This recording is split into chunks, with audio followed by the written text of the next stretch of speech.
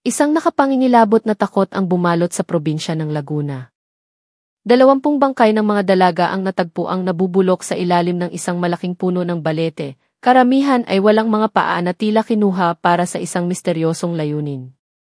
Lahat ng mata ay nakatuon kay Mang Tasyo, ang kakaibang tagapag-alaga ng tubuhan. Ngunit totoo bang siya ang maisala, o may mas madilim na lihim na naghihintay na mabunyag? Kakaiba ang hangin sa San Isidro, Laguna, ng hapong iyon. Dahan-dahang umiihip mula sa hilaga, dala nito ang amoy ng pinaghalong nabubulok na laman at basang lupa, isang halimuyak na sumasaksak sa ilong. Isang matandang lalaki na nagngangalang Mang Kiko, na araw-araw ay nagtatrabaho bilang mangangahoy at taga-kolekta ng tubo sa isang malawak na hasyenda, ang biglang natigilan. Ilang araw na niyang naaamoy ang kakaibang sangsang. Ngunit ngayon, mas matindi at hindi na matatakasan. Para bang may malaking bagay na nabubulok sa ilalim mismo ng lupa. Ano nang amoy to? Parang bangkay ng aso, bulong niya sa sarili habang tinatakpan ang ilong gamit ang kupas na panyong nakasabit sa kanyang liig. Ang kanyang mga hakbang ay dahan-dahang lumiko patungo sa isang dambuhalang puno ng balete na matikas na nakatayo sa gitna ng plantasyon. Matagal nang itinuturing na sagrado at nakakatakot ang punong iyon ng mga taga-baryo. Ang mga ugat nitong kasing kapal ng braso ng tao ay gumagapang palabas mula sa lupa, paikot-ikot na parang mga ahas na handang manuklaw.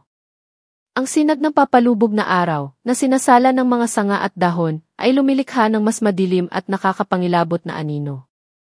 Ayaw sanang lumapit ni Mang Kiko, ngunit ang hindi maipaliwanag na kuryosidad ang nagtulak sa kanya upang alamin ang pinagmumulan ng amoy. Habang papalapit, lalong tumitindi ang mabahong amoy hanggang sa halos masuka na siya. Pinigil niya ang kanyang hininga at dahan-dahang hinawi ang mga tuyong dahon sa paligid ng isang malaking ugat. Sa isang iglap, nanlaki ang kanyang mga mata. Isang piraso ng maruming puting tela ang bahagyang nakalitaw mula sa malambot na lupa. Nataranta si Mang Kiko, nanginginig ang mga kamay. Agad siyang umatras at tumakbo ng walang lingon likod patungo sa kanilang baryo, habang sumisigaw, may bangkay. May bangkay sa tubuhan. Tumawag kayo ng pulis. Ang kanyang sigaw ay nagmistulang kampanang gumising sa natutulog na komunidad. Naglabasan ang mga tao mula sa kani-kanilang mga bahay. Sa loob lamang ng ilang minuto, 12 ng residente na ang nagtipon. Ang ilan ay sumunod kay Mang Kiko pabalik sa puno ng balete. May mga daladalang flashlight habang ang iba itapang lang ang baon. Pagdating nila sa lugar, mas lalong sumalubong ang nakasusukang amoy. Ang ilan ay napahawak sa kanilang bibig at ilong. Mayroon ding napamura sa tindi ng hindi nila makayanan. Diyos ko po, hindi lang isa to, sigaw ng isang binatang nagngangalang Benny, na naglakas loob na hukayin ang lupa gamit ang kanyang mga kamay. Nang mabuksan ang lupa, tumambad ang maputlang mukha ng isang dalaga, dilat ang mga mata at walang buhay. Isang malakas na sigawan ang pumunit sa katahimikan. Napahiyaw ang mga babae. May isang matandang babae na hinimatay. Nag-iyakan ang mga bata. Si Benny ay napaatras, nanginginig. Ang kanyang mga kamay ay puno ng putik na may halong mga uod. Agad siyang hinila palayo ng ibang mga residente. Hindi nagtagal, kumalat ang balita sa buong Laguna na parang apoy sa tuyong damo. Kinagabihan, ang daan patungo sa plantasyon ay napuno ng mga ilaw mula sa mga flashlight at sasakyan ng pulisya. Isang dilaw na police line ang inilatag upang paghiwalayin ang mga usisero sa crime scene. Isa-isang hinukay ang mga bangkay at ang bilang nito ay nagpatigil sa lahat. 20 dalaga. Ang kanilang mga katawan ay magkakapatong na parang basura. Ang ilan ay malubha na ang pagkaagnas. Ang iba naman ay mukhang bago pa lamang.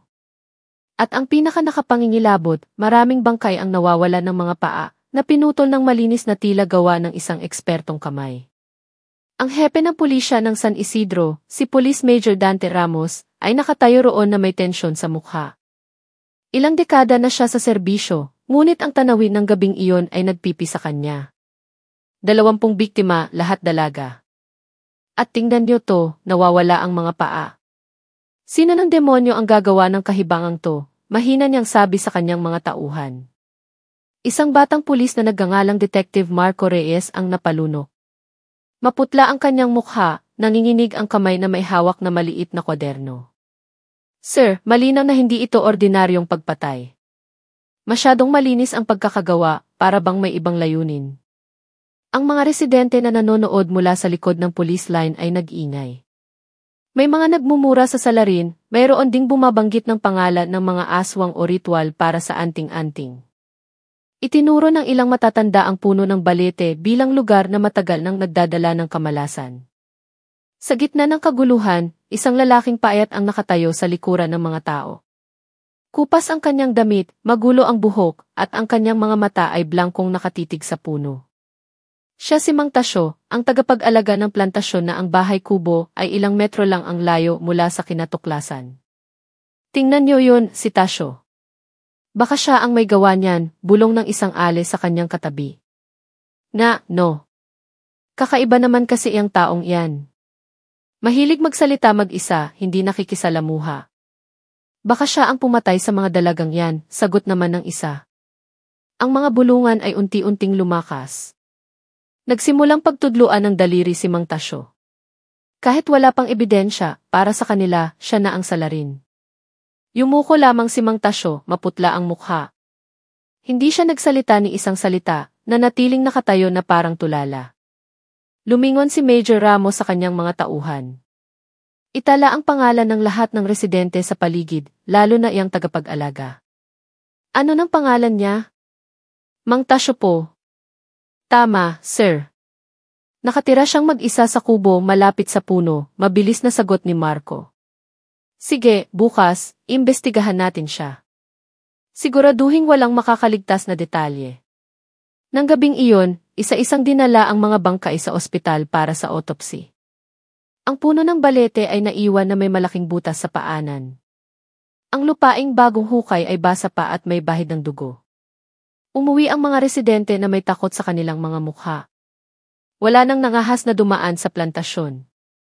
Ngunit, ang nakapangingilabot na imahe ay nanatili sa kanilang isipan.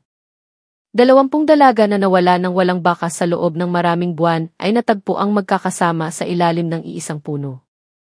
Ang buong Laguna ay tunay na nagimbal at nang hindi namamalayan, simula ng gabing iyon, ang pangalan ni Mang Tasyo ay naging bulong ng hinala na magdadala sa kanya sa bingit ng kapahamakan.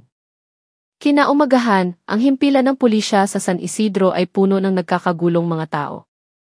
Mula pa madaling araw, 12 ng residente na ang nakatayo sa labas, humihingi ng kasagutan. Ang ilan ay sumisigaw, habang ang iba ay isinusumpa ang salarin na pinaniniwalaan nilang nasa gitna nila. Mga pulis, hulihin niyo na si Tasyo. Huwag niyo siyang hayaang makalaya. Lahat kami dito ay hindi na mapakali, sigaw ng isang matandang lalaki habang ikinukuyom ang kamao. Tama! Nawala ang anak naming dalaga. Ngayon, natagpuan ang bangkay niya sa tubuhan malapit sa bahay niya. Kung hindi siya, sino pa? Sigaw naman ng isang ina na puno ng galit ang mukha. Ang sigawan ng mga tao ay lalong lumakas. Uminit ang sitwasyon kaya't napilitan ang mga pulis na maglagay ng barikada. Si Major Dante Ramos ay tumayo sa terasa ng himpilan, tila pagod at tensyonado. Itinaas niya ang kanyang kamay upang pakalmahin ang masa. Huminahon po kayo. Kasalukuyan po kaming nagsasagawa ng investigasyon. Huwag po nating ilagay ang batas sa ating mga kamay. Lahat ay dadaan sa tamang proseso. Ngunit ang kanyang mga salita ay hindi nagpatahimik sa mga tao. Ang pangalan ni Mang Tasyo ay patuloy na isinisigaw na parabang sigurado na siyang ang mamamatay tao. Sa loob ng interrogation room, nakaupo si Mang Tasyo sa isang bakal na silya. Nanginginig ang kanyang kaliwang kamay. Ang kupas niyang damit ay amoy lupa, malungkot ang kanyang mga mata, at puno ng pagkabalisa ang mukha. Nakayuko siya, hindi magawang tumingin kahit kanino. Mang Tasyo, alam mo ba kung bakit ka dinala rito? Ang malamig na boses ni Major Ramos ang bumasag sa katahimikan. Dahan-dahang tumango si Mang Tasyo at mahinang sumagot. Dahil po sa mga bangkay na natagpuan malapit sa kubo ko. Tama, matalim na tumitig si Major Ramos. Pero hindi lang yun. Nakakita kami ng isang kinakalawang na itak sa bahay mo. May mga mansa ng dugo. Paano mo iyan ipapaliwanag? Iniangat ni Mang Tasyo ang kanyang mukha. Nangingilid ang luha sa kanyang mga mata. Itak po yun para sa pagputol ng kahoy, sir. hindi po para sa pagpatay. Mag-isa lang po akong nakatira. Kailangan ko po ng gamit na iyon. Kung may dugo man, baka po dugo ng manok. Minsan po kasi nagkakatay ako para may makain. Si Detective Marco Reyes, ang batang pulis na kasama sa kaso mula pa kagabi, ay itinatala ang bawat sagot. Pinagmamasdan niya ang ekspresyon ni Mang Tasyo. May kaba, pero hindi tulad ng isang taong nagsisinungaling. Mas mukha siyang taong takot dahil napapalibutan ng mga akusasyon. Kung ganoon, pagpapatuloy ni Major Ramos, bakit may listahan ng mga pangalan ng dalaga sa kupas mong kwaderno? Nakita namin iyon sa ilalim ng unan mo. May 10 pangalan doon. Karamihan ay kapareho ng pangalan ng mga biktima. Ano nang ibig sabihin ng pagsusulat mo ng mga pangalan nila? Nanigas ang katawan ni Mang Tasyo. Blanko siyang nakatitig sa mesa. Hindi po yan listahan ng mga biktima, sir.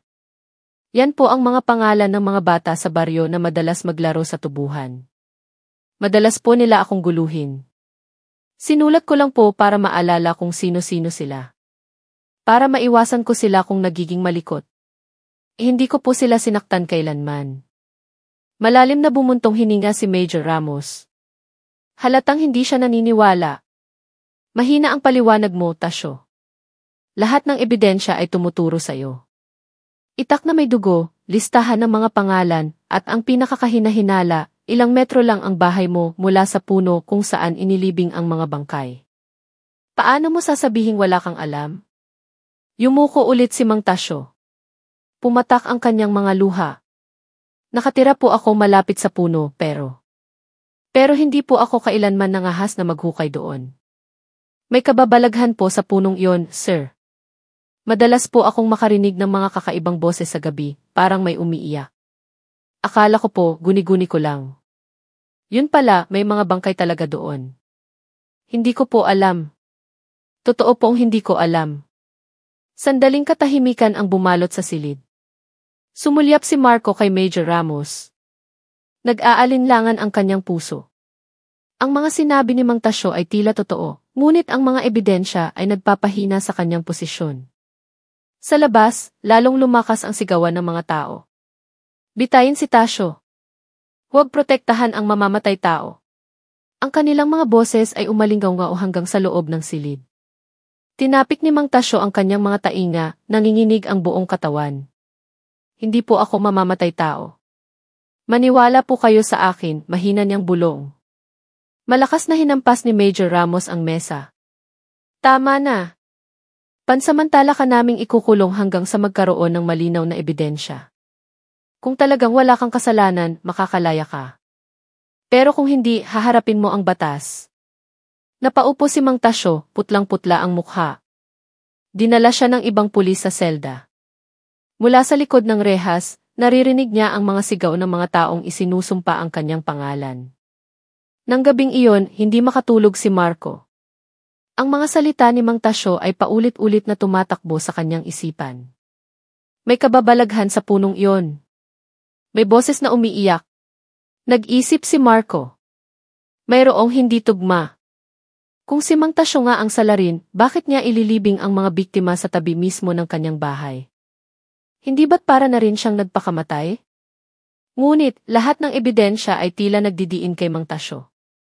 Dugo sa itak, listahan ng mga pangalan, lokasyon ng kanyang kubo, lahat ay perpektong nagtutugma upang siya'y maging salarin. Sa kabilang dako, sa forensic laboratory ng ospital, si Eufy Alex Villanueva ay nagtatrabaho hanggang hating gabi. Isa-isa niyang sinusuri ang mga bangkay ng may buong atensyon. Kalmado ang kanyang mukha, pulido ang bawat galaw. Paminsan-minsan, isang bahagyang ngiti ang sumisilay sa kanyang mga labi, na para bang siya lang ang nakakaalam ng sikreto sa likod ng lahat. Napakaganda. Sariwa pa ang hiwang ito, mahina niyang bulong habang may isinusulat sa medical chart. Walang sinuman ang nakapansin na ng gabing iyon, hindi si Mang Tasyo ang nagtatago ng pinakamadilim na lihim.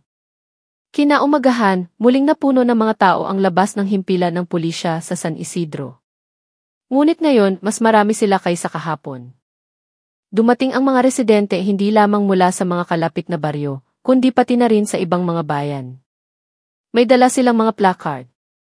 Ang ilan ay may nakasulat na igbitayin si Tasyo at huwag konsintihin ang halimaw.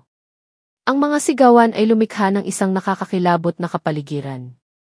Sa gitna ng kaguluhan, isang reporter mula sa isang lokal na istasyon ng telebisyon ang itinaas ang kanyang kamera, kinukunan ang mga mukha na puno ng galit. Mga kababayan, ito po ang sitwasyon sa labas ng himpilan ng pulisya ng San Isidro, seryosong sabi ng reporter. Hinihiling ng mga residente na si Mang Tasyo, ang tagapag-alaga ng tubuhan na inaakusahang pumatay sa 20 dalaga, ay agad na parusahan ng pinakamabigat na sentensya. Galit na galit ang mga mamamayan sa trahedyang ito na itinuturing na pinakamalubha sa kasaysayan ng Laguna. Lalong lumakas ang sigawan ng kumalat sa telebisyon ang larawan ni Mang Tasyo mula sa interogasyon. Ang kanyang mukhang maputla, gusgusin, at tila tulala ay binigyang kahulugan bilang mukha ng isang maisala. Walang sinuman ang nag-abala sa kanyang mga sinabi na hindi niya ginawa ang krimen. Ang opinyon ng publiko ay nabuo na. Si Mang Tasyo ay isang halimaw. Sa loob ng masikip na selda, nakaupo si Mang Tasyo sa isang sulok, yakap ang kanyang mga tuhod.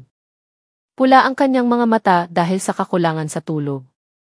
Ang mga sigaw mula sa labas ay malinaw na naririnig. Sa bawat pagbanggit ng kanyang pangalan na may kasamang pagkamuhi, lalo siyang nanginginig. Hindi ako mamamatay tao. Hindi ako mamamatay tao, paulit-ulit niyang bulong. Ngunit ang mga salitang iyon ay nawala lamang sa hangin. Walang gustong makinig. Pumasok si Major Ramos sa kanyang opisina na may pagod sa mukha. Mula nang sumiklab ang kaso, hindi na siya nakatulog ng maayos. Ang bigat ng responsibilidad at ang presyon mula sa mga tao ay nagpapasakit sa kanyang ulo. Nagsindi siya ng sigarilyo at umupo, tinititigan ang mapa ng Laguna na puno ng mga karayom na nagmamarka sa lokasyon ng mga nawawalang biktima. Pumasok si Detective Marco, dala ang mga karagdagang dokumento. Sir, ayon po sa paunang resulta mula sa forensics, karamihan sa mga biktima ay namatay dahil sa sakal. Hindi lang sila inilibing ng buhay. May mga sugat sa liig na pare-pareho, at ang mga paa ay pinutol gamit ang isang napakatalim na instrumento. Posibleng isang surgical blade. Suminghal si Major Ramos. Surgical blade? Hindi itak ng hardinero. Opo, sir. Nag-aalangang tumingin si Marco. Kung ganoon, posible po kayang si Mang Tasyo ang gumawa nito. Isa lang po siyang tagapag-alaga ng tubuhan. Ang gamit niya ay isang ordinaryong kinakalawang na itak. Imposibleng makaputol ng ganoon kalinis. Matalim na tumingin si Major Ramos kay Marco. Marco, makinig ka. Alam kong nagdududa ka. Pero tingnan mo ang sitwasyon sa labas. Nagwawala na ang mga tao. Bawat oras, ipinapakita ng media ang mukha ni Tasyo. Kung hindi tayo kikilos ng mabilis, baka sunugin nila ang himpilang ito. Kailangan natin ng sagot. At sa ngayon, lahat ng ebidensya ay sa kanya nakaturo. Nanahimik si Marco. Nagtatalo ang kanyang isip. Naaalala pa niya ang blangkong tingi ni Mang Tasyo nang sabihin nitong may kababalaghan sa puno ng balete. Mayroong katapatan na mahirap pekin. Ngunit alam din niya na sa mundo ng pulisya, ang presyon ng masa ay maaaring magpabago sa direksyon ng investigasyon. Samantala, sa forensic laboratory, abala si Ilse. Alex Villanueva sa pagsusulat ng autopsy report. Gamit ang malamig na boses, ipinaliwanag niya ang detalye ng mga sugat sa katawan ng mga biktima. Ang mga pulis na nagbabasa nito ay lalong nakumbinsi na si Mang Tasyo ang may sala. Lahat ng biktima ay natagpuan sa parehong kondisyon. Mga marka ng sakal, nawawalang mga paa, at mga senyales ng bahagyang pagpapahirap. Dahil sa lokasyon na malapit sa bahay ng suspect, malaki ang posibilidad na siya ang pangunahing salarin, paliwanag ni Ethy Villanueva ng may diin. Walang naghinala. Ang kanyang kalmadong mukha ay nagpaniwala sa lahat. Nang hapon na iyon, dumating ang national media. Malalaking kamera ang itinayo sa harap ng himpilan. Nagunahan ang mga reporter na kapanayamin ang mga residente. Isang ina ng biktima, si Aling Sonia, ay humagulgol sa harap ng kamera. 3 buwan nang nawawala ang anak ko. Ngayon, natagpuan ang bangkay niya sa ilalim ng puno malapit sa bahay ni Tasyo. Dapat siyang bitayin. Bitayin. Ang kanyang pag-iyak ang naging pangunahing balita ng gabing iyon. Ang buong Laguna ay nalunod sa galit. Ang pangalan ni Mang Tasyo ay opisyal nang naging simbolo ng kasamaan. Sa loob ng selda, nagsimulang mawala ng pag-asa si Mang Tasyo. Naalala niya ang kanyang asawa na pumanaw maraming taon na ang nakalipas. Naalala niya ang kanyang nakaraan bilang isang magsasaka. Pumatak ang luha sa kanyang mga pisngi. Kinakausap niya ang sarili, halos hindi marinig. Kung sana'y makaalis ako rito. Isa lang akong tagapag-alaga ng tubuhan. Bakit ako ang pinagbibintangan? Diyos ko, tulungan niyo po ako. Nang gabing iyon, sinadya ni Marco na puntahan si Mang Tasyo sa selda. Tumayo siya sa harap ng rehas, tinititigan ang payat na lalaki na nakaupo sa sulok. Mang Tasyo, mahina niyang tawag. Iniangat ni Mang Tasyo ang kanyang mukha, nangingilid ang luha. Sir, hindi po ako ang pumatay. Hindi ko po pinatay ang mga dalagang iyon. May naririnig lang po akong boses sa puno. Natatakot po ako. Ako mismo takot din. Matagal siyang tinitigan ni Marco. Mayroong awa na tumusok sa kanyang puso. Ngunit wala siyang masabi. Sa labas, naririnig pa rin ang sigawan. Nagniningning pa rin ang mga ilaw ng kamera. Ang mundo sa labas ay nagpataw na ng hatol bago pa man magsimula ang paglilitis. At nang gabing iyon, hindi natulog ang Laguna. Ang bayan ay nalunod sa puot, at ang pangalan ni Mang Tasyo ang naging sentro ng lahat ng sumpa. Ngunit sa likod ng lahat ng sigawan, sa isang tahimik na silid, mag-isang nakaupo si Ilse. Alex Villanueva. Pinaglalaruan niya ang isang maliit na surgical blade na kumikinang sa ilalim ng ilaw. Isang bahagyang ngiti ang sumilay sa kanyang mga labi. Isang ngiti na hindi pa nakikita ni Numan. Magaling! Lahat ay naaayon sa plano, mahina niyang bulong. Nang araw na iyon, muling napuno ng mga mamamahayag ang himpilan ng pulisya sa San Isidro. Nakahanay ang mga kamera ng telebisyon sa labas. Nakatutok ang mga mikropono sa bawat pulis na dumadaan. Ang kaso ng 20 bangkay ng dalaga ay naging pambansang balita na. Ang buong Pilipinas ay pinag-uusapan ang Laguna at lahat ng mata ay nakatuon sa iisang pangalan, Mang Tasyo. Sa loob ng silid ng mga investigador, tensyonado ang kapaligiran. Nakaupo si Major Ramos sa gitna, matigas ang mukha, habang napapalibutan ng kanyang mga tauhan. Ang mga tambak ng dokumento, larawan ng mga biktima, at resulta ng autopsy ay nagkalat sa mesa. May bagong ebidensyang natagpuan, sabi ng isang pulis, inilapag ang isang plastic bag na naglalaman ng punit na tela. Nakita ito sa kubo ni Tasyo, sa ilalim ng kanyang banig. Puno ito ng dugo at pagkatapos suriin, tumugma ang dugo sa isa sa mga biktima, si Maria. Biglang tumahimik ang silid. Lahat ay nakatingin kay Major Ramos. Tumugma, tanong niya para makasiguro. Opo, sir. Lumabas na ang resulta. Pareho ang blood type at tumugma ang ET identification.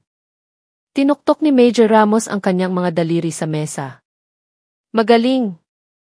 Mas lalong nagpapatibay ito sa akusasyon. Dito, mas nagiging malinaw ang posisyon ni Tasyo.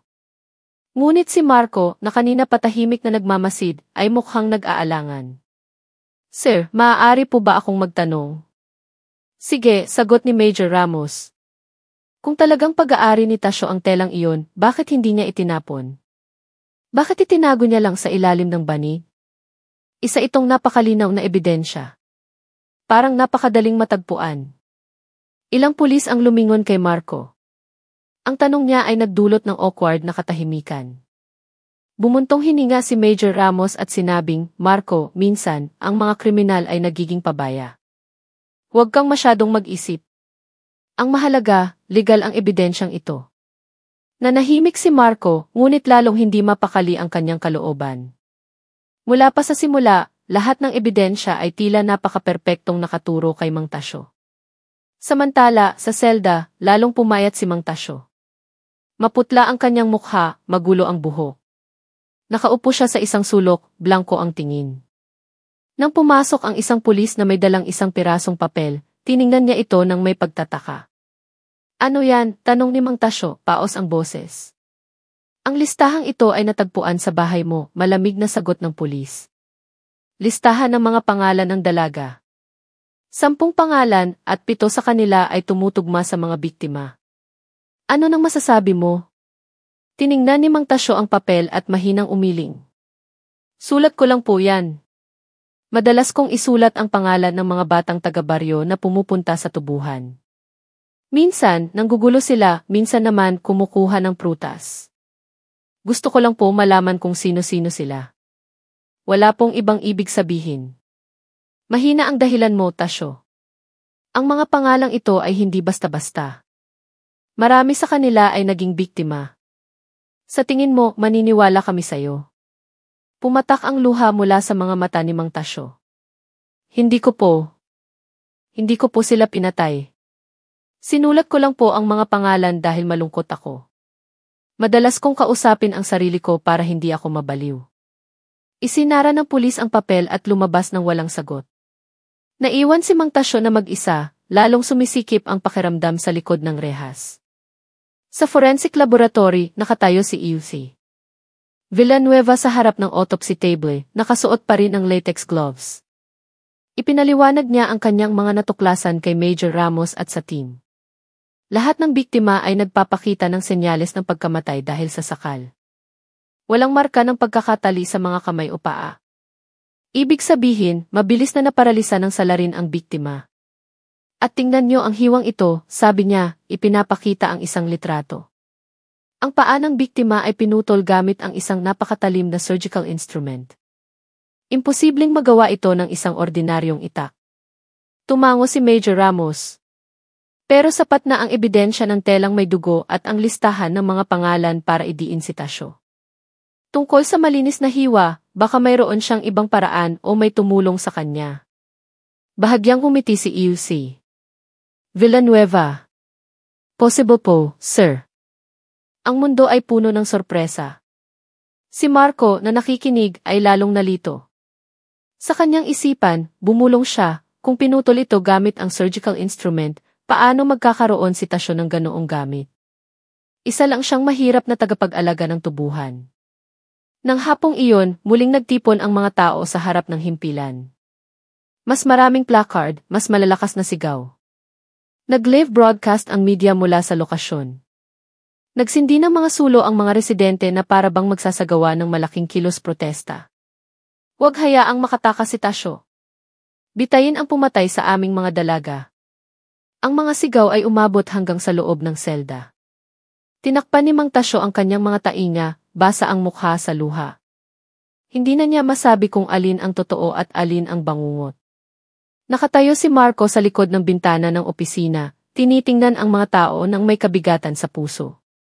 Alam niyang kung hindi agad matatagpuan ang katotohanan, baka hindi na magkaroon ng pagkakataon si Mang Tasyo na ipagtanggol ang sarili. Ngunit ng gabing iyon, habang muling sinusuri ni Marco ang mga file ng autopsy, may natuklasan siyang kakaiba. Sa isa sa mga litrato, may maliit na marka sa baywang ng isa sa mga biktima, isang marka ng iniksyon. Ngunit hindi ito nabanggit sa opisyal na ulat ni Eusy Villanueva. Bakit hindi ito kasama sa report, mahinang bulong ni Marco. Sa sandaling iyon, ang hinala na matagal na niyang kinikimkim ay nagsimulang lumakas. Mayroong mali sa investigasyong ito, at nang hindi namamalayan, ang sinulid patungo sa tunay na utak ng krimen ay unti-unting lumilitaw. Isang malakas na ulan ang bumuhos sa Laguna ng gabing iyon. Sa loob ng kanyang masikip na selda, nakahiga si Mang Tasyo sa malamig na sahig, nanginginig ang katawan. Tumulo ang kanyang mga luha nang hindi niya namamalayan. Ang kanyang alaala ay lumipad pabalik sa mga panahong hindi pa ganito kadilim ang kanyang buhay. Dati, si Mang Tasyo ay isang simpleng taga-baryo lamang. Ipinanganak siya sa isang mahirap na pamilya na nakatira sa gilid ng plantasyon. Ang kanyang ama ay isang magsasaka, habang ang kanyang ina ay nagtitinda ng gulay sa palengke. Mula pagkabata, sanay na si Mang Tasyo sa hirap. Habang ang kanyang mga kaibigan ay naglalaro ng holen, siya ay tumutulong sa kanyang ama sa pag-aararo o pagbubuhat ng panggatong. Ngunit, hindi naging pabor sa kanya ang tadhana. Noong siya'y teenager, namatay ang kanyang ama dahil sa sakit sa baga. Hindi nagtagal, nagkasakit din ang kanyang ina hanggang sa pumanaw. Bigla siyang naulila, namuhay ng mag-isa. Mula noon, Wala na akong kasama, bulong ni Mang Tasyo sa sarili habang nakatitig sa kisam ng selda. Lumipas ang panahon, lumaki si Mang Tasyo bilang isang simpleng lalaki. Hindi siya nag-asawa, hindi nagkaroon ng sariling pamilya. Ang kanyang buhay ay umikot lamang sa lumang plantasyon na kalaunan ay kanyang binantayan. Para sa kanya, ang tubuhan ay kanyang tahanan at ang tanging lugar kung saan niya naramdaman na maisilbi siya. Ngunit ang kanyang pagiging tahimik at ang ugali niyang kausapin ang sarili ay naging dahilan upang iwasan siya ng mga tao. Madalas siyang tuksuhin ng mga bata bilang ibaliw sa tubuhan. Isinasara ng mga ina ang kanilang mga pinto kapag siya ay dumadaan. Mayroon pang ang bumato sa kanya ng maliliit na bato. Kahit masakit, hindi kailanman nagalit si Mang Tasyo. Mumingiti lang siya ng pilit at bumabalik sa kanyang tubuhan.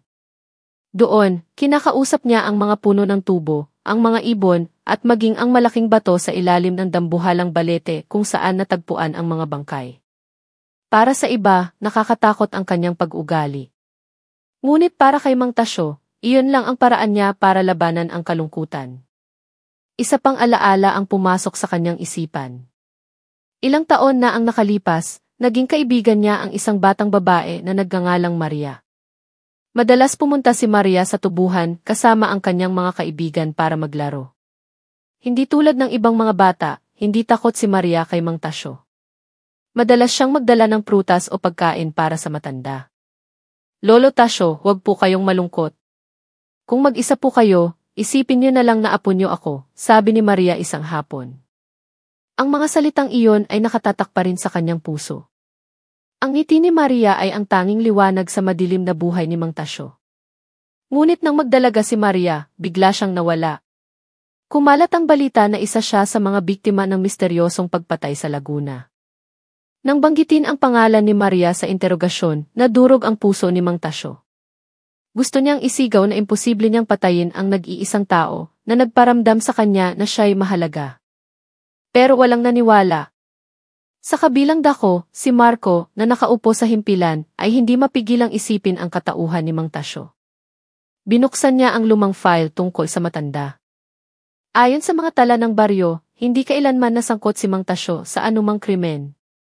Malinis ang kanyang record. Mayroon lamang mga ulat mula sa mga residente tungkol sa kanyang kakaibang pag-ugali. Kung siya talaga ang salarin, bulong ni Marco, bakit napakadaling matagpuan ng lahat ng ebidensya? At bakit mga dalaga? Ano ang motibo? Walang katuturan. Tinitigan niya ang lumang larawan ni Mang Tasyo. Isang mukhang simple, malumanay na mga mata kahit na may bakas ng kalungkutan. Para kay Marco, mayroong hindi tugma. Nang gabing iyon, tumila ang ulan. Mula sa loob ng selda, narinig ni Mang Tasyo ang mga yabag na papalapit. Isang bantay ang dumating na may dalang pagkain. Kain, Tasyo, maikli niyang sabi. Tiningnan ni Mang Tasyo ang pagkain ngunit hindi ito ginalaw. Sa halip, mahina siyang nagsalita, Sir, hindi po ako mamamatay tao. Maniwala po kayo. Tagapag-alaga lang po ako. Wala po akong pamilya, wala akong ari-arian. Kung makulong po ako o bitayin, sino po ang mag-aalala? Natahimik ang bantay. Sandali niyang nakita ang katapatan sa mga mata ni Mang Tasyo. Ngunit, bilang isang alagad ng batas, wala siyang magawa. Isinara na lang niya muli ang pinto ng selda. Samantala, nakaupo si Ilse Villanueva sa kanyang opisina, tinitingnan ang medical records ng mga biktima. Sa kanyang mesa, nakahanay ang mga larawan mula sa autopsy na siya lang ang nakakaalam ng buong detalye. Sa isang sulok ng silid, may isang maliit na bakal na kahon na laging nakakandado. Ngumiti si Ilse Villanueva at bumulong sa sarili, hayaan nating isipin ng lahat na si Tasyo ang salarin. Ang mundo ay nangangailangan ng isang scapegoat at inihanda ko na siya ng maayos. Sa pagtatapos ng gabi, muling kinausap ni Mang Tasyo ang sarili sa loob ng selda. Naalala niya ang nakaraan, ang pagkawala ng mga taong minahal niya, at ang maliit na pangako ni Maria. Maria, pangako ni Lolo, kapag nabuhay pa ako, hahanapin ko kung sino ang gumawa nito. Hindi ako. Hindi ako ang pumatay sa inyo. Muli na namang tumulo ang kanyang mga luha. Kahit na itinuturing na baliw, alam ni Mang Tasyo ang isang bagay, kailangan niyang mabuhay. Dahil sa ganoong paraan lamang niya mapapatunayan ang katotohanan. At sa labas, ang manipis na sinulid patungo sa madilim na sikreto ay lalong nagkakabuhol-buhol ng walang sinumang nakakaalam. Kinaumagahan, mamasa-masa pa ang hangin sa Laguna matapos ang magdamag na ulan. Abala ang himpilan ng pulisya. Patuloy na dumarating ang mga reporter habang ang mga tao sa labas ay hindi pa rin tuluyang umaalis. Ang mga placard na nagtuturo kay Mang Tasyo bilang salarin ay nakalatag pa rin. Sa loob ng archive room, nakaupo si Marco na puno ng tanong ang isip. Nasa harap niya ang tambak ng autopsy files. Mula pa kagabi, hindi niya maalis sa isip ang marka ng iniksyon na nakita niya sa litrato ng isa sa mga biktima. Ngunit ang nakapagtataka, hindi ito nakatala sa opisyal na ulat ni EC Villanueva. Bakit ito nakaligtaan? Bulong ni Marco, nakakunot ang noo. Binuksan niya isa-isa ang mga litrato ng iba pang biktima. Lalong nanlaki ang kanyang mga mata. Sa 20 litrato, hindi bababa sa 7 ang may kaparehong marka.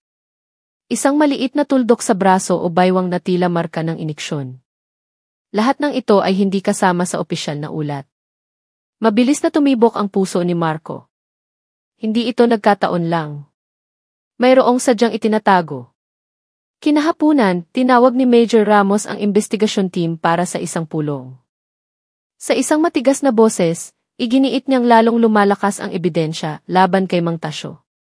Mayroon na tayong telang may dugo, listahan ng mga pangalan, at testimonya ng mga residente na madalas makita si Tasyo na gumagala malapit sa tubuhan sa gabi. Dagdag pa, lahat ng biktima ay natagpuan sa lugar na kanyang binabantayan. Para sa akin, malinaw na ito. Iakyat na natin ang kaso sa piskal. Ilang pulis ang sumang-ayon, ngunit itinaas ni Marco ang kanyang kamay. Sir, sa tingin ko po ay hindi pa natin maaaring isara ang kaso, sabi niya. Matalim siyang tiningnan ni Major Ramos. Ano nang ibig mong sabihin? Mula po sa mga litrato ng biktima, may nakita akong hindi tugma. May mga marka ng iniksyon sa ilang bangkay, pero hindi ito iniulat sa opisyal na autopsy. Maaari po itong maging mahalagang lead dahil nangangahulugan itong maaaring may ibinigay sa biktima bago sila pinatay. Biglang tumahimik ang silid. Nagkatinginan ang ilang investigador. Marka ng iniksyon, tanong ni Major Ramos, nag-aalinlangan. Opo, sir. Sigurado po akong hindi ito kagat ng insekto o ordinaryong sugat. Pare-pareho ang pattern, maliit at malinis. Sa tingin ko, binigyan ang mga biktima ng pampatulog o ibang substance bago sila pinaslang. Sumandal si Major Ramos sa kanyang upuan, tila malalim ang iniisip. Ngunit bago siya makasagot, pumasok si Ilse Villanueva sa silid na may dalang makapal na folder. Tungkol ba ito sa mga marka ng iniksyon? Tanong ni Ilse Villanueva nang may bahagyang ngiti. Lumingon ang lahat sa kanya.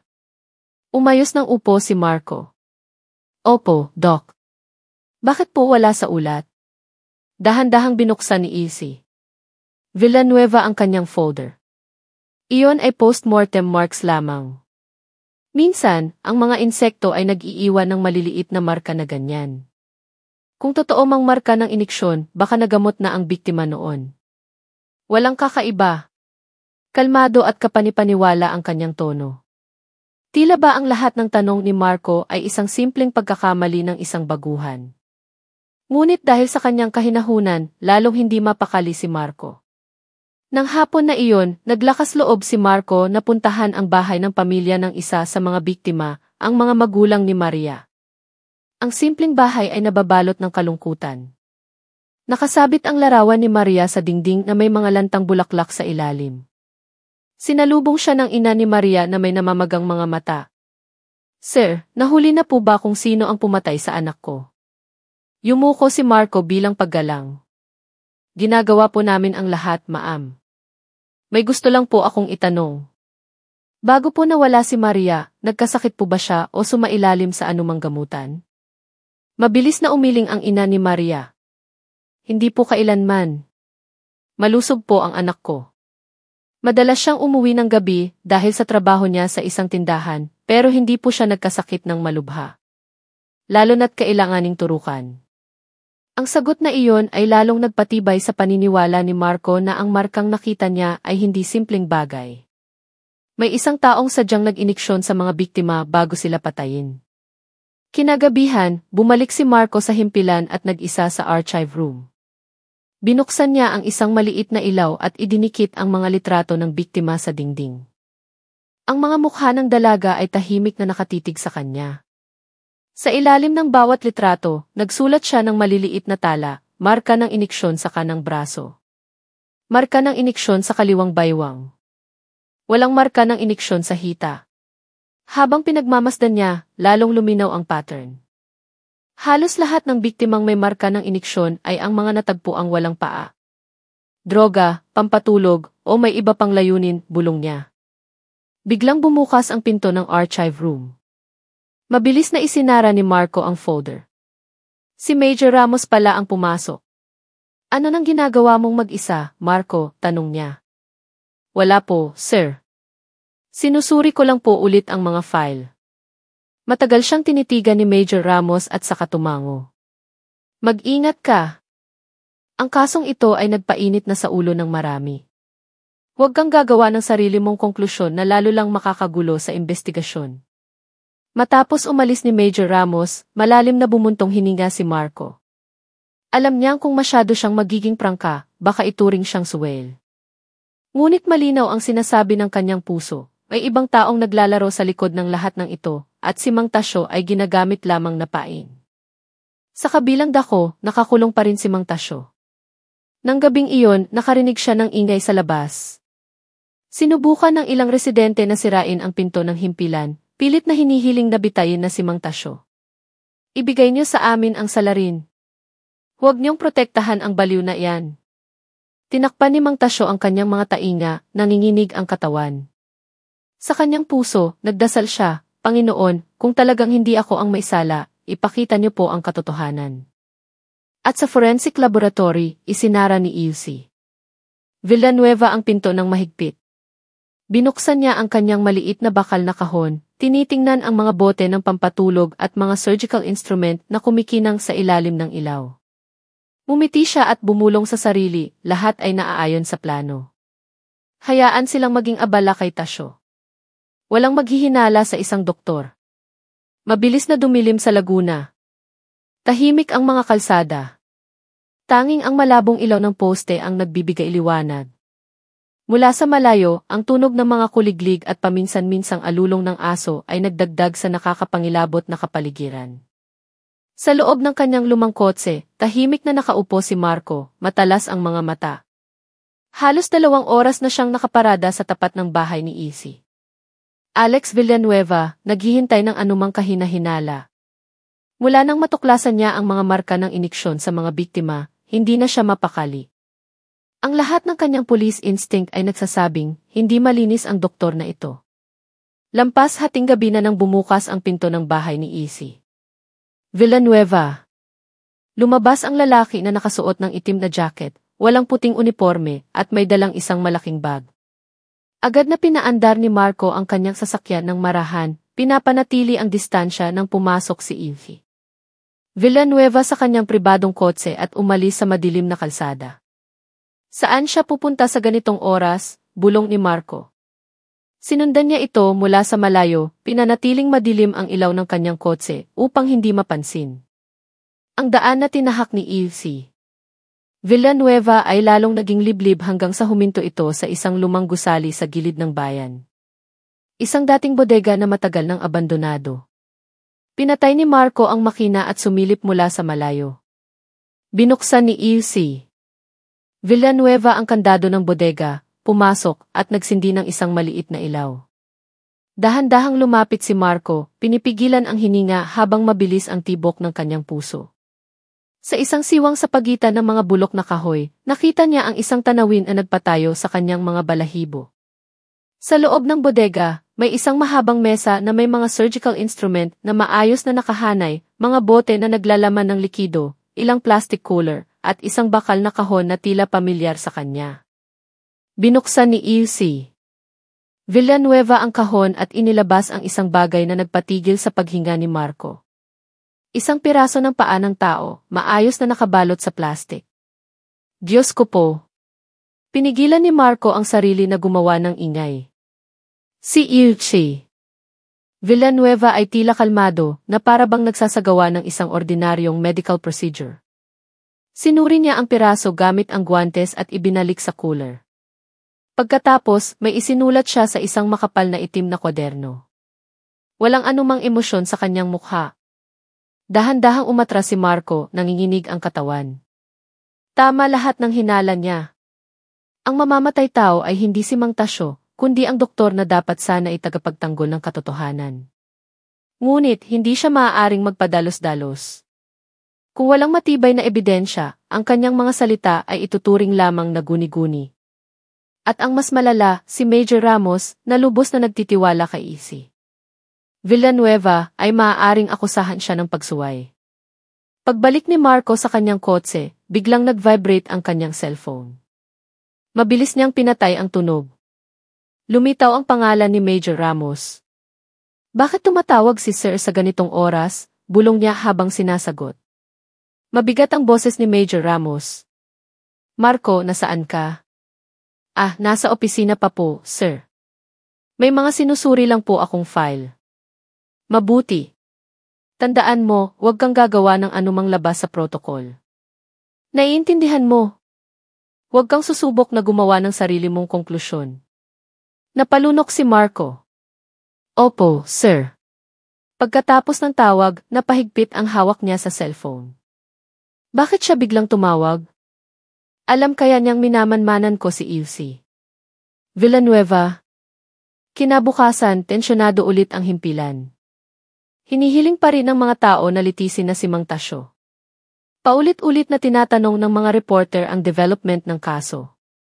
Tumayo si Major Ramos sa harap ng media at nagbigay ng opisyal na pahayag. Mayroon kaming matibay na ebidensya na si Tasyo ang salarin. Ang proseso ng batas ay magpapatuloy na sa susunod na hakbang. Sa gitna ng mga tao, nasusuka si Marco habang nakikinig. Gusto niyang isigaw na hindi ganoon ang katotohanan, ngunit alam niyang hindi pa ito ang tamang oras. Pagkatapos ng press conference, lihim niyang pinuntahan si Mang Tasyo sa selda. Ang matanda ay lalong nanghina, payat na payat. Mang Tasyo, bulong ni Marco, naniniwala po akong wala kayong kasalanan, pero kailangan kong maging malakas kayo. Huwag po kayong susuko. Tiningnan siya ni Mang Tasyo na mailuhang namumuo. Sir, gusto nilang lahat na mamatay ako. Kahit sumigaw pa po ako, sino ang maniniwala? Mahigpit na hinawakan ni Marco ang rehas. Hahanap po ako ng ebidensya. Pangako. Nang gabing iyon, muling nagplano si Marco. Idinikit niya ang mga litrato ng bodega sa kanyang personal na kwaderno, minamarkahan ang lugar kung saan niya nakita si Isi Villanueva na nagtatago ng mga parte ng katawan. Ngunit alam niyang hindi niya ito kayang gawin mag-isa. Kailangan niya ng isang taong mapagkakatiwalaan, isang taong hindi sunod-sunuran sa sistema. Ang pangalang pumasok sa kanyang isip ay si Elena Cruz, isang babaeng pulis na kilala sa kanyang katapatan at katigasan ng ulo. Nakatrabaho na niya ito dati at alam niyang hindi madaling maimpluwensyahan si Elena. Kinabukasan, lihim niyang kinausap si Elena sa isang maliit na kapihan. Mayroon akong malaking natuklasan, mahinang sabi ni Marco. Pero kung magkamali ako ng hakbang, maaaring mawala ang lahat sa akin. Kumunot ang noo ni Elena. Ano nang sinasabi mo, Marco? Huwag mo akong bitinin. Seryoso siyang tiningnan ni Marco. Tungkol sa kaso ng 20 dalaga. Alam ko kung sino ang tunay na salarin at hindi ito si Mang Tasyo. Napigil ni Elena ang kanyang hininga, nanlaki ang mga mata. Alam mo ba na ang sinasabi mo ay maaaring sumira sa karir mo? Alam ko. Pero alam ko rin na kung mananahimik ako, habang buhay na malilibing ang katotohanan. Nang gabing iyon, bumalik sina Marco at Elena sa lumang bodega. Nagtago sila sa likod ng mga halaman, naghihintay.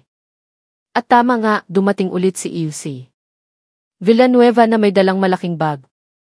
Mula sa siwang, nakita ni Elena ang laman ng bodega. Agad siyang namutla. Diyos ko, Marco, tama ka. Sa harap nila, muling inilabas ni Ilse Villanueva ang mga piraso ng katawan at inilagay sa cooler. Ngunit ngayon, tumanggap din siya ng isang itim na maleta mula sa isang lalaking hindi nila kilala. Nagpalitan sila ng gamit at umalis ang lalaki ng walang imik. Human trafficking 2. Organ trafficking, bulong ni Elena, nanginginig ang boses. Tumango si Marco, puno ng determinasyon ang mga mata. Ngayon, mayroon na tayong eyewitness. Kailangan na lang natin ng pisikal na ebidensya bago mahuli ang lahat. Ngunit habang paalis sila, hindi nila namalayan na may isa pang anino na sumusunod sa kanila mula sa malayo. Isang taong matagal nang nakakaalam at handang gawin ang lahat para manatiling nakatago ang sikreto. Isang malakas na ulan ang bumuhos sa laguna ng gabing iyon. Ang tunog ng tubig na bumabagsak sa mga bubong na yero ay lumunod sa halos lahat ng ingay. Sa isang maliit na apartment, magkasamang nakaupo sina Marco at Desi. Elena Cruz, pinagmamasdan ang mga litratong lihim nilang kinuha mula sa bodega ni Izzy. Villanueva. Sa magulong mesa, nagkalat ang mga piraso ng papel, isang maliit na kamera, at isang mapa. Kung totoo ngang organ trafficking ito, sabi ni Elena, siguradong malawak ang network nila. Hindi nag-iisa si Izzy. Villanueva. Isa lang siyang bahagi ng kadena. Tumango si Marco, tensyonado ang mukha. Ang problema, kung walang pisikal na ebidensya, walang silbi ang lahat ng ito sa korte. Ang mga litrato ay maaaring sabihing peke. Kailangan nating makakuha ng totoong bagay mula sa bodega, tulad ng mga parte ng katawan Izzy. O yung itim na kwaderno na sinusulatan niya, dugtong ni Elena. Anumang bagay na direct ang mag-ugnay sa kanya sa batas. Kinagabihan, bumalik sila sa bodega. Ngayon, mas handa sila. May dala si Marco na mini-sis camera, habang si Elena ay may nakatagong voice recorder. Naghintay sila sa katahimikan, basang-basa dahil sa ulan. Bandang 11:00, sumindi ang ilaw sa bodega. Dumating si Izzy. Villanueva na may dalang itim na bag. Ngunit may kakaiba. Hindi siya nag-iisa. Dalawang malalaking lalaki ang kasama niya, halatang hindi ordinaryo. Mga bodyguard, bulong ni Elena. Tumango si Marco, sinusubukang manatiling kalmado. Itinutok niya ang kamera, kinukunan ang bawat galaw. Binuksan ni Izzy. Villanueva ang isang cooler, may isinulat at nagsenya sa dalawang lalaki. Binuhat nila ang cooler na naglalaman ng mga organ at dinala sa isang van. Kailangan kong lumapit. Ito na ang pagkakataon, sabi ni Marco. Ngunit nang hahakbang na siya, hinila siya ni Elena. Huwag kang padalos-dalos. Kapag nalaman nilang nandito tayo, patay tayo. Nag-alinlangan si Marco, ngunit mas malakas ang kanyang police instinct. Dahan-dahan siyang lumapit sa pinto ng bodega at idinikit ang voice recorder sa siwang. Narinig niya ang isang mahinang usapan. Ang delivery sa Maynila bukas ng umaga. Siguraduhing walang makakaalam, lalo na ang mga pulis. Nakausap ko na si Major Ramos tungkol dyan. Natigilan si Marco. Nabanggit ang pangalan ni Major Ramos. Humigpit ang kanyang paghinga. Tama nga ang hinala niya, ang mismong hepe na kanyang nirerespeto ay sangkot sa network na ito. Ngunit bago pa siya makagalaw, isang ilaw ng flashlight ang tumama sa kanyang direksyon. Hoy, sino yan? Nataranta si Marco, agad na yumuko at tumakbo pabalik sa mga halaman kung saan nagtatago si Elena. Narinig ang sigawan mula sa loob ng bodega, sinundan ng malakas na kalabog. Lumabas ang dalawang malalaking lalaki. Takbo, hinila siya ni Elena papunta sa kanilang sasakyan. Tumakbo sila ng buong lakas. Madulas ang lupa dahil sa ulan. Isang putok ng baril ang umalinggaw sa likuran nila. Bang! Bang! Halos madapa sina Marco at Elena pero nakapasok sila sa kotse. Umugong ang makina at umikot ang mga gulong sa putikan. Mabilis silang umalis habang isang itim na van ang humahabol sa kanila. Kapit, sigaw ni Marco, biglang iniliko ang manibela sa isang maliit na eskinita. Muntik na silang bumangga pero nakalusot. Nagtagal ang habulan ng ilang minuto bago sila tuluyang nawala sa mga masisikip na kalsada. Sa apartment ni Elena, pareho silang humihingal, basang-basa. Target na nila tayo ngayon, sabi ni Elena, nanginginig ang boses. Kung sangkot si Major Ramos, wala tayong mapagkakatiwalaan sa himpilan.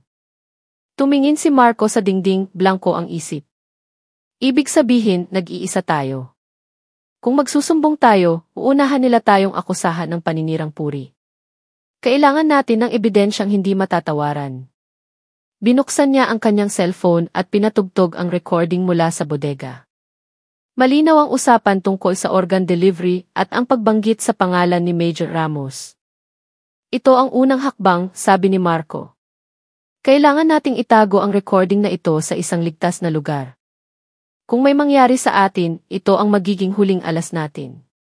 Tumango si Elena, kahit na may kaba pa rin sa mukha. Pero kailangan natin ng higit pa rito. Kailangan natin yung itim na kwaderno. Nasa kay UC Villanueva ang lahat. Hindi sila nakatulog ng gabing iyon. Puno ang kanilang isipan ng masasamang pangitain. Si Mang Tasyo na patuloy na nagdurusa, ang network ng organ trafficking, at ang banta mula sa loob mismo ng kapulisan. Ngunit alam ni Marco ang isang bagay, hindi sila maaaring umatras. Elena, mahina niyang sabi, bukas ng gabi, papasukin natin ang bodega. Hindi na para manmanan lang. Kukunin natin ang itim na kwaderno ni Easy Villanueva. Tiningnan siya ni Elena na puno ng pag-aalinlangan, ngunit dahan-dahan siyang tumango. Kung yan lang ang paraan, sasama ako. Ang hindi nila alam, sa kabilang kalsada, isang misteryosong lalaki ang nakaupo sa isang itim na kotse, pinagmamasdan ang kanilang apartment. Nagsindi siya ng sigarilyo at nagsalita sa isang maliit na radyo. Masyado na silang maraming alam. Ano ng utos? Isang mabigat na boses ang sumagot, walang iba kundi si Major Ramos. Hayaan silang mabuhay hanggang bukas ng gabi.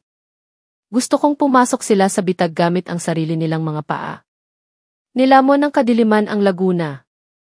Isang malamig na hangin ang umihip, dala ang amoy ng basang lupa. Sa loob ng kotseng nakaparada sa likod ng mga halaman, tinitigan ni Marco ang lumang bodega. Ang malabong ilaw mula sa loob ay nagpapakita ng anino ng mga tuyong puno, lumilikha ng isang nakakatakot na tanawin. Handa ka na, bulong ni Egiti. Elena, puno ng tensyon ang kanyang mga mata.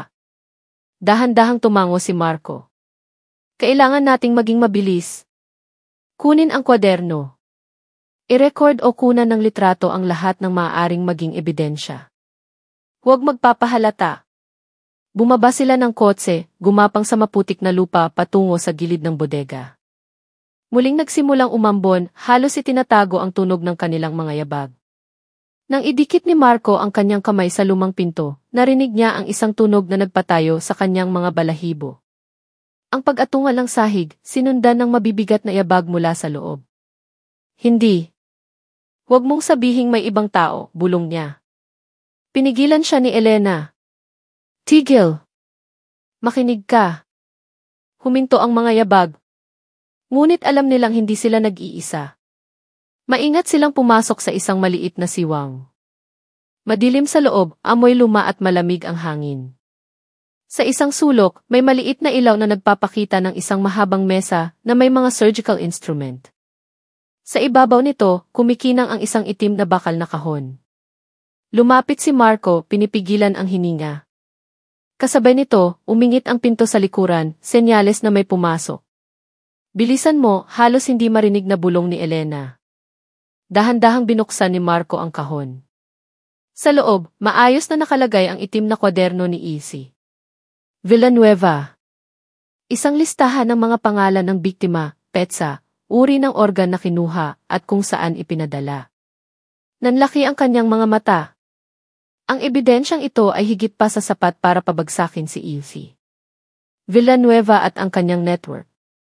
Biglang isang malakas na tunog ang narinig mula sa pangunahing pinto. Sino yan? Nagkatinginan sina Marco at Elena. Walang pag-aalinlangan, tumakbo sila patungo sa mga tambak na kahon para magtago. Biglang sumindi ang ilaw, tinatamaan ang bawat sulok. Dalawang malalaking lalaki ang lumitaw, nakatakip ang mukha. Mabilis silang kumilos, sinusuri ang paligid. Bitag to, bulong ni Marco. Alam na nilang darating tayo. Tumango si Elena, puno ng takot. May nakita akong bintana sa itaas. Pero kailangan nating tumalon. Gumapang silang dalawa sa ilalim ng mesa. Nang makarating sa bintana, itinulak ni Marco si Elena pataas at tumalon sila palabas. Ngunit sa labas, isa pang panganib ang naghihintay. Dalawang lalaki ang nakaabang na may hawak na mga tubo. Agad silang pinalibutan. Mabilis na nakipaglaban sina Marco at Elena. Nagawang paluin ni Marco ang isang lalaki ng bato habang sinipa naman ni Elena ang isa pa. Takbo na, sigaw ni Marco. Tumakbo sila patungo sa kotse. Habang pinaandar ang makina, ang itim na van na kanina pa nagmamanman ay humabol sa kanila. Ikinabig ni Marco ang manibela, sinusubukang mawala sa mga palikolikong kalsada. Nang makarating sa apartment ni Elena, pareho silang humihingal, nanginginig. Inilabas ni Marco ang itim na kwaderno na nakuha niya. Ito ang ebidensyang kailangan natin, bulong niya. Tiningnan ni Elena ang kwaderno ng may malalaking mata. Kapag lumabas ito sa publiko, siguradong bagsak si Ilse Villanueva at Major Ramos. Pero babalikan din nila tayo. Nasa malaking panganib tayo, Marco. Tumingin si Marco sa bintana. Umuulan pa rin ng malakas. Alam ko. Pero hindi maaaring manatili si Mang Tasyo sa kulungan. Karapat-dapat makuha ng mga dalaga ang hustisya. Hindi na tayo maaaring umatras. Sa labas, isang anino ang sumisilip mula sa likod ng puno. Isang lalaki ang nagpadala ng text message, nakuha na nila ang kwaderno. Maghintay ng susunod na utos. Siguraduhing walang makakatakas ng buhay. Hindi pa alam ni Marco at Elena na ang kanilang laban ay papasok na sa pinakamapanganib na yugto. Isang nakakakilabot na gabi ang bumalot sa Laguna. Ang magdamag na ulan ay nag-iwan ng mga sanaw na sumasalamin sa ilaw ng mga poste. Sa isang tahimik na apartment, nakayuko sina Marco at Desi. Elena sa mesa, tinitingnan ang itim na kwaderno na kanilang ninakaw mula sa bodega ni Ilse Villanueva. Ito na ang lahat ng ebidensyang kailangan natin, mahinang sabi ni Marco. Binuklat niya ang bawat pahina, listahan ng mga biktima, petsa, mga organ na kinuha, at ang network ng delivery. Yumuko si Elena, nanginginig ang mga labi. Kung lalabas ito sa publiko, huli na sina Ilse Villanueva at Major Ramos. Pero tayo, hindi na tayo ligtas. Siguradong alam na nilang nakuha natin ang kwaderno. Seryosong tiningnan ni Marco si Elena. Alam ko, pero hindi ako maaaring manahimik. Matagal lang nagdurusa si Mang Tasyo ng walang kasalanan. At ang 20 dalaga. Hindi natin maaaring ibaon ang katotohanan. Dahan-dahang tumango si Elena. Ano nang susunod nating hakbang? Tiningnan ni Marco ang mapa ng Laguna sa dingding. Kailangan nating ipa-verify ang lahat ng ebidensya ng independyente. Tatawagan ko ang isang investigative journalist na mapagkakatiwalaan. Hindi natin maaaring gamitin ang opisyal na proseso. Sangkot si Major Ramos. Kung magsusumbong tayo sa ibang opisyal, baka kumpiskahin lang ang ebidensyang ito. Kaya gagawin natin ito ng mag-isa, sabi ni Elena. Sagot ni Marco. Ito ang pinakamalaking panganib sa buhay natin. Pero ito lang ang paraan. Kinagabihan, nakipagkita sila sa isang journalist na nagngangalang Jess Santiago, isang lalaking kilala sa kanyang katapangan. Ibinigay ni Marco ang kopya ng itim na kwaderno at ikinuwento ang lahat, kasama na ang mga marka ng iniksyon at ang bodega. Seryosong tumingin si Jess. Kung totoo ito, yayanigin nito ang buong kapulisan. Pero kailangan nating masecure ang orihinal na ebidensya. Tumango si Marco. Naitago na namin. Kailangan lang natin ng paraan para mailabas ito sa publiko nang hindi nila nalalaman. Kung ganoon, sabi ni Jess, kailangan natin ng stratehiya. Kailangan nating pabayaan sina Ilse Villanueva at Major Ramos. Nang gabing iyon, muling minanmanan ni Marco at Elena ang mga galaw ni Ilse Villanueva. Mula sa malayo, nakita nila itong bumalik sa bodega na may dalang malaking itim na maleta. Nagsisimula na silang maghinala. Kailangan nating kumilos ng mabilis, sabi ni Marco. Sigurado ka bang makakapasok ulit tayo sa bodega? Tanong ni Elena. Bumuo sila ng plano. Papasok si Marco sa likod ng bodega habang si Elena ay maghihintay sa sasakyan. Ngunit habang papalapit sila, isa pang anino ang lumitaw. Isang pulis na nakasibilyan ang nakatayo sa isang sulok. Nakilala siya agad ni Marco. Si Isaberto, isa sa mga pulis na tila neutral. Berto, anong ginagawa mo rito? Bulong ni Marco. Ngumiti si Berto. Namamasyal lang, Marco. Pero narinig kong abala kayo ni Elena. Mag-ingat kayo, ha? Mahal ang katapatan. Nanigas si Marco. Hindi lang siya ordinaryong pulis. Nagpa siya silang magpatuloy. Gumapang si Marco papunta sa likod ng bodega. Nang makapasok siya, biglang sumindi ang ilaw at lumitaw si Ilse. Villanueva na parabang naghihintay. Marco, alam kong darating ka, malamig na sabi ni Ilse. Villanueva. Dalawang malalaking lalaki ang lumitaw sa pinto. Ngunit bago pa sila makagalaw, binuksan ni Elena ang kanyang cellphone, nire-record ang usapan at nagpapadala ng real-time location kay Jess. Lumapit si Ilse. Villanueva. Bibigyan ko kayo ng huling pagkakataon. Ibigay niyo ang kwaderno at baka hayaan ko pa kayong mabuhay. Itinaas ni Marco ang kwaderno. Hindi, Ilse. Villanueva. Lahat ng ginawa mo ay mabubunyag. Walang kasalanan si Mang Tasyo at karapat-dapat sa hustisya ang mga dalaga. Tumawa si Ilse. Villanueva. Ang tapang mo. Pero hindi mo alam kahit ang mga pinakamalapit sa iyo ay maaaring magtaksil. Sa labas, itinaas ni Isaberto ang kanyang cellphone. Nagsimula nang umabot sa sukdulan ang tensyon. Sina Marco, Elena, Ilse, Villanueva at Berto ay nasa gitna na ng isang larong maaaring maging sanhi ng kanilang buhay o kamatayan. Pagsikat ng araw, abala sina Marco at Elena sa opisina ni Jess, kinokopya ang itim na kwaderno sa isang secure server. Ilang oras pagkatapos, isinahimpapawid ng pambansang balita ang investigative report ni Jess. Ipinakita sa screen ang mga ebidensya, ang listahan ng mga biktima, at ang mga litrato mula sa bodega. Sa mahabang panahon, si Mang Tasyo ang itinuturing na salarin. Ngunit ipinapakita ng mga tala na ang tunay na utak ay si Ilse.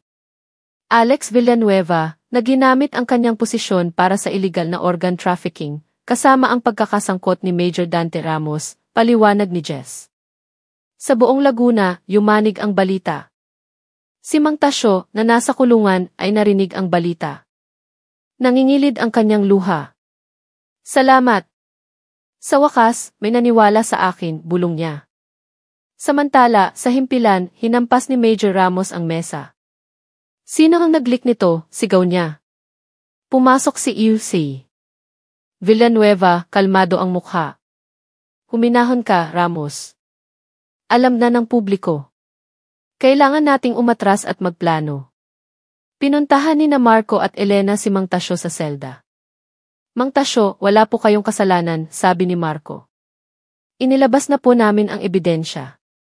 Malalaman na po ang lahat. Hindi ako makapaniwala. Makakalaya na po ba ako? Nanginginig na tanong ni Mang Tasyo. Ngunit hindi nagtagal ang kanilang kagalakan. Nagpasya si Ilse. Villanueva na kumilos.